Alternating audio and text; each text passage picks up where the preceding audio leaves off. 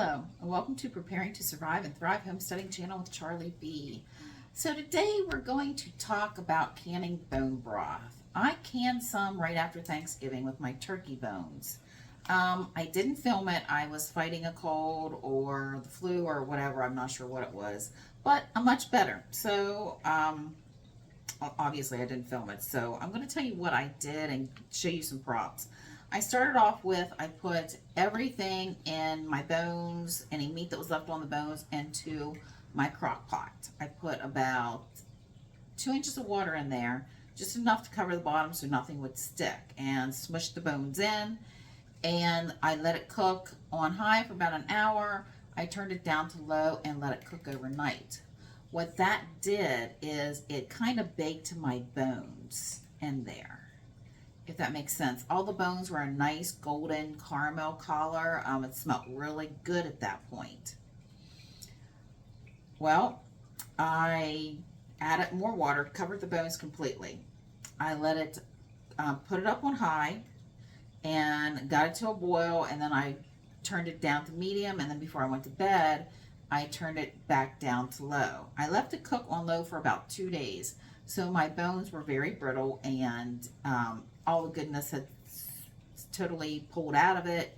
The collagen, the bone marrow, everything was into my bone broth, which is very healthy for you to ingest when you're not feeling well. So after I did that, I needed to, of course, strain it and get the stuff out. So I took this strainer and put it into a bigger bowl, and I dumped the crock pot in order to strain all my big pieces out. As you can see, it's not completely, not that small in there. So I did that, and then I used this strainer to, I washed the crock pot, and then I took the bowl and that I had just strained everything in and restrained it through this. And that still left a good bit of stuff in it. So after I was done that, I let it cook down a little bit more until it was probably about half the volume. And then I took a cheesecloth and put in my strainer. And that made enough where I could drain out most everything else, because I wanted more of a, not a whole lot of stuff in my bone broth, but a little bit was okay. So this is what we ended up with.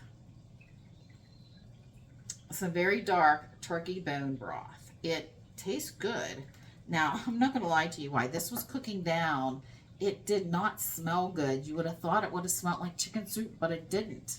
It didn't have a good smell. My husband and my daughter were both like, oh my God, what is that? I said, I'm cooking bone broth down. It's the bones. You know, I explained what was going on, you know, getting the marrow out, getting the collagen out of it. And that'd be really good for you. So they dealt with me and, or dealt with it. And so this is what we ended up with. I'm going to label these and get them put away on my shelves. For the next time that I'm not feeling good, I'm going to heat some of this up and make myself feel even better. I did taste this while I was straining it, and it does have a very good flavor. It's very rich. It's not over salty or anything like that, because there was some spices in it whenever I was cooking this down, because I had stuffed my turkey with stuffing, so there was a little bit of seasonings from that. Plus I put poultry seasoning on my turkey. And so this is what we have. So hopefully you closed your eyes and you visualized. If you did not do that, please close your eyes, listen to the video again, and visualize what I'm doing, and visualize yourself doing it.